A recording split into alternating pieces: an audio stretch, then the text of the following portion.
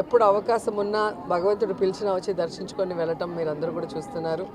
So మన రాష్ట్రం బాగుండాలి, జగనన్న మళ్ళీ మళ్ళీ ముఖ్యమంత్రి అవ్వాలి, ఈ రాష్ట్ర ప్రజల సమస్యలన్నీ దూరమై అందరూ కూడా సంతోషంగా ఉండాలి, అందులో మేము ఉండాలని మనస్ఫూర్తిగా కోరుకుంటున్నాం.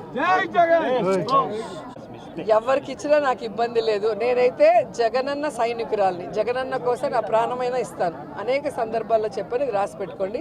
అండ్ ఎవరైతే సునకానందం పొందాలనుకుంటున్నారో రోజాకి సీటు లేదు అని ఒక స్టోరీ లేసి, అది మీకు కొన్ని రోజులకి మాత్రమే సునకానందం.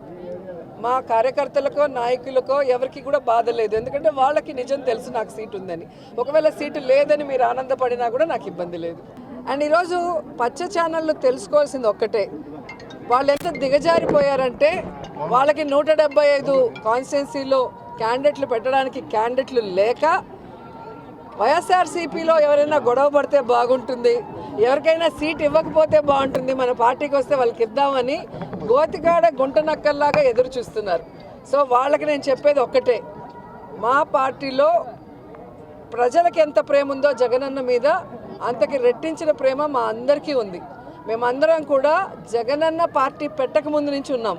మేము అలగటాలో కోపపడటాలో ఏమీ ఉండదు. జగనన్న ముఖ్యమంత్రి అయితే మేమందరం కూడా ప్రజలకు సర్వీస్ చేసే అవకాశం మాకు ఉంది కాబట్టి ఆయన ముఖ్యమంత్రి అవ్వడానికి మేము 100% పనిచేసేవాళ్ళం.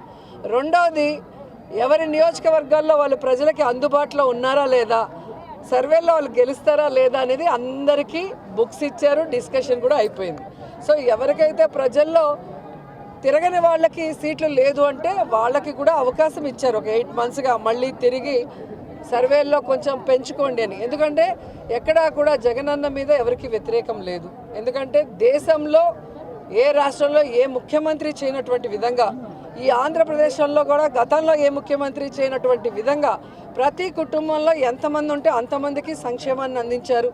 ప్రతి గ్రామ వార్డులకి ఈరోజు అభివృద్ధిని అందించారు. అలాగే వారికి ఆరోగ్యాన్ని అందిస్తున్నారు, వారి బిడ్డలకి ఈరోజు విద్యను అందిస్తున్నారు, ప్రతి ఒక్కరికి గౌరవంగా ఇళ్ల పట్టాలు ఇచ్చి ఇల్లు ఇస్తున్నారు. ఇంతకన్నా ఏ ముఖ్యమంత్రి దగ్గర ఎవరేం కోరుకుంటారు?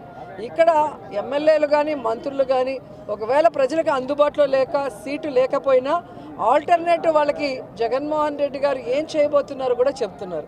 కాబట్టి అందుకే ఎక్కడ గొడవలు లేవు, కోపతాపాలు లేవు.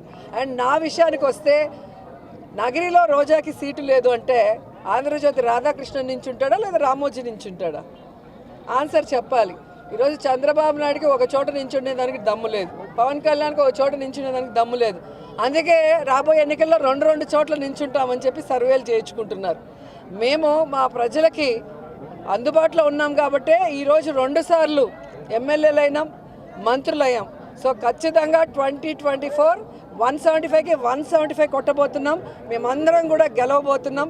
మళ్ళీ ప్రజల ఆశీస్సులతో ప్రజలకి సర్వీస్ కూడా చేయబోతున్నాం అనేది పచ్చపత్రికలు తెలుసుకోవాలి.